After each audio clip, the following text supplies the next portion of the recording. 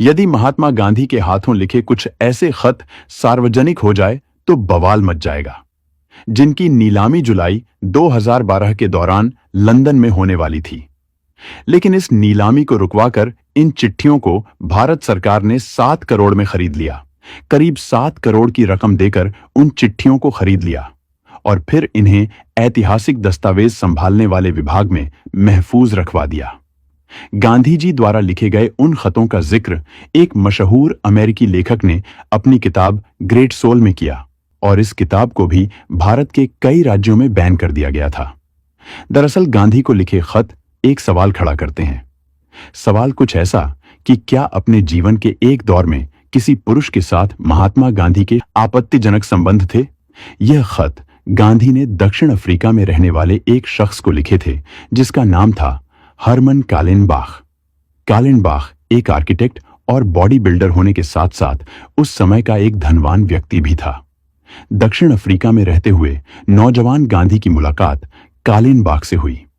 दोनों दोस्त बन गए और जल्द ही इनकी ये दोस्ती आसमान चढ़कर बोलने लगी। कालेनबाख ने गांधी के साथ रहने के लिए एक नया घर बनवाया जिसे उसने खुद डिजाइन किया था। इन दोनों ने तकरीबन 2 साल तक का समय इस घर में एक साथ व्यतीत किया। कालेनबाख को गांधी इस कदर अच्छा लगने लगा कि उसने जोहान्सबर्ग के पास मौजूद अपना 1000 एकड़ खेत भी गांधी के नाम कर दिया।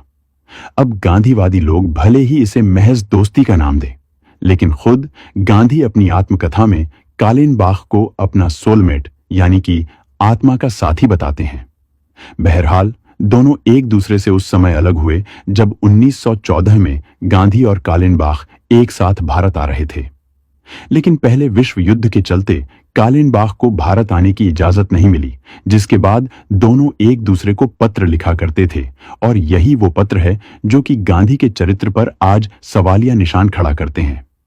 गांधी द्वारा लिखी इन प्रेम भरी चिट्ठियों का वर्णन लेखक जोसेफ लेलीवेल्ड ने अपनी इस किताब में बखूबी किया है, जिसके मुताबिक गांधी ने एक पत्र में लिखा कि तुमने मेरे शरीर पर पूरी तरह नियंत्रण कर लिया है और ये गुलामी मुझे हसीन लगती है। दोनों इन पत्रों में वादा करते हैं कि वो एक दूसरे से इतना प्यार करेंगे जितना कि आज तक दुनिया वालों ने देखा तक ना हो। जिसके अलावा गांधी एक खत में कालेनबाख को लिखते हैं कि मेरे बिस्तर के पास आज भी रुई और वैसलीन पड़ी है जो कि मुझे हमेशा तुम्हारी याद दिलाते हैं। दो दोस्तों के बीच में रुई और वैसलीन का क्या काम हो सकता है, समझ पाना थोड़ा मुश्किल है। खैर, उन्होंने कालेनबाख से एक खत में वचन लिया कि तुम कभी किसी महिला की ओर ललचाई निगाहों से नहीं देखोगे। एक खत में उन्होंने लिखा कि मैं कभी कल्पना भी नहीं कर सकता कि पुरुष और स्त्री के बीच इंटरकोर्स इतना बदसूरत हो सकता है। सन 1933 में भेजी चिट्ठी में गांधी ने अपनी पत्नी को सबसे जहरीली औरत बताया। इन पत्रों को आधार बनाकर जोसेफ लेलीवेल्ड ने अपनी किताब ग्रेट सोल में दावा किया कि हरमन कालेनबाख के साथ रहने के लिए ही गांधी ने अपनी पत्नी से किनारा कर लिया और ब्रह्मचर्य धारण कर लिया। हैरानी की बात है कि खुद गांधी की पत्नी कस्तूरबा गांधी भी अपनी डायरी में लिखती है कि कालेनबाख के सानिध्य में आने के बाद से मेरा पति मुझसे दूर होता जा रहा है। जाहिर है कालेनबाख ने भी गांधी को पत्र लिखे थे, लेकिन वह पत्र आज तक नहीं मिले।